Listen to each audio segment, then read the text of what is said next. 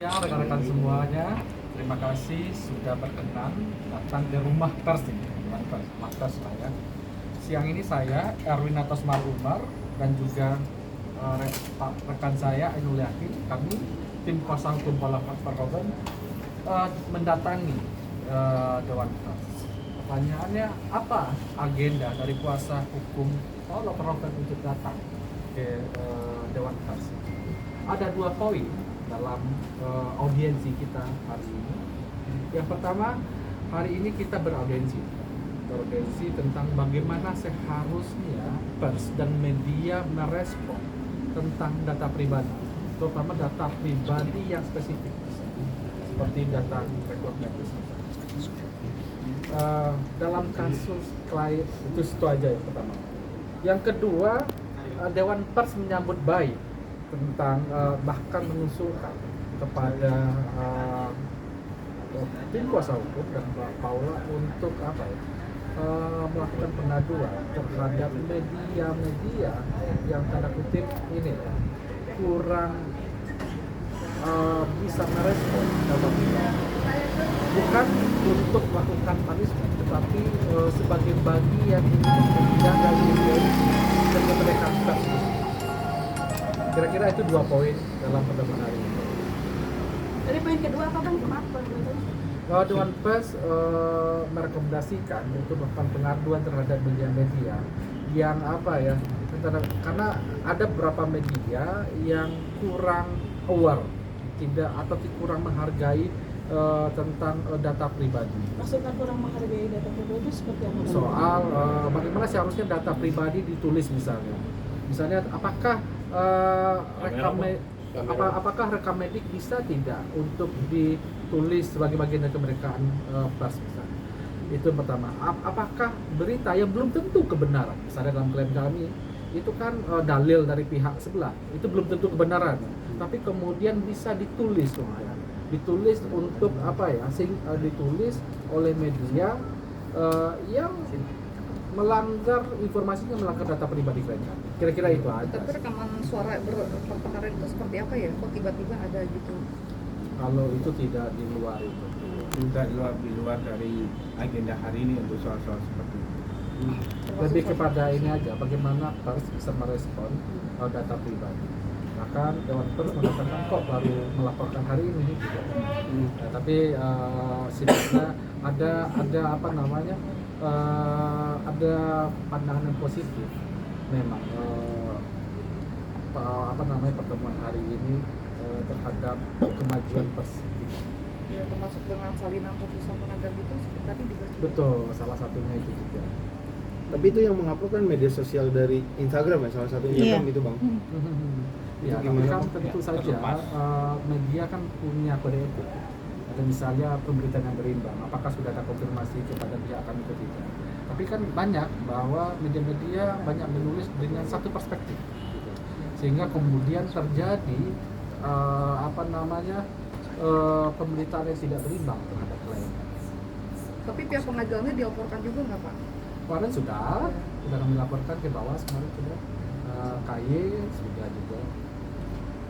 Kan kondisi Bapak Paula sendiri saat ini seperti apa? Jadi hari ini itu kita lebih fokus saja pembicaraannya, bahwasanya agenda kita hari ini adalah terkait ke Dewan Pers. Jadi untuk hal-hal di luar itu kami tidak akan merespon, mohon maaf.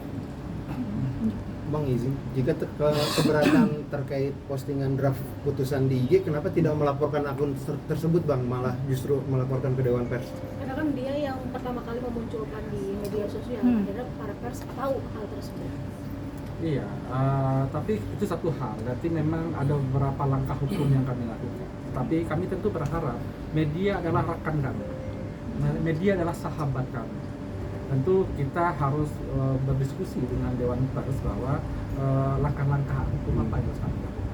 Tentu kalau yang lain tentu kita sedang memikirkan upaya-upaya hukumnya, tapi kami berharap bahwa kita semua rekan dan sahabat itu punya proses yang dialogis yang sesuai dengan hukum.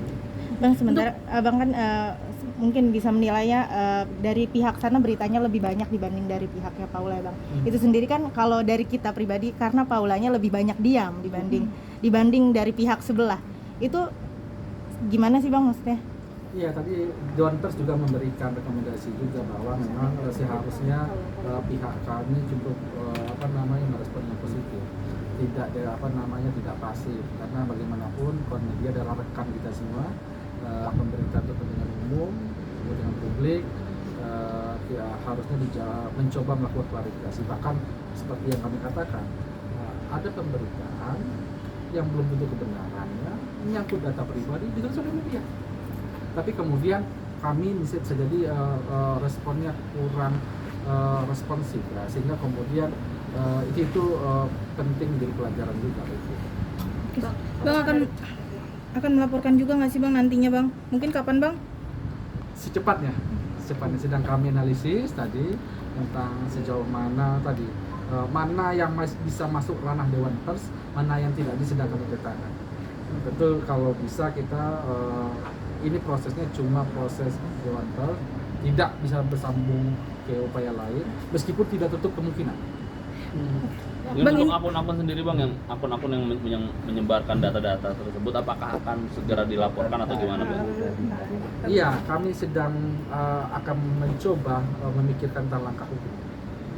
Tapi saat ini sudah diketahui belum sih Bang dari si penyebar data informasi pribadi tersebut, apalagi yang kemarin bisa ketahui isi draft dari putusan tersebut sempat bocor. Itu pasti kan ada yang menyebarkan ya Bang ya? Sementara isi putusan sendiri itu cuma dimiliki oleh 3 dari hakim, pemohon dan termohon Bang. Ya, itu kami tidak tahu. Makanya kemarin kami melaporkan ke Bawas, biarkan Bawas melakukan investigasi dan kemudian menemukan siapa sebenarnya aktor di balik ini. Apakah Abang sampai dengan saat ini sudah ada maksudnya informasi dari Bawas sendiri pihak tersebut? Sedang proses, karena baru kami laporkan beberapa hari lalu. Kita tunggu saja perkembangannya, kita tunggu sama-sama. Berarti kalau untuk hasil hari ini mungkin kedepannya akan ada langkah ke depan seperti apa? Step selanjutnya. Iya, mungkin paling cepat itu pengaduan.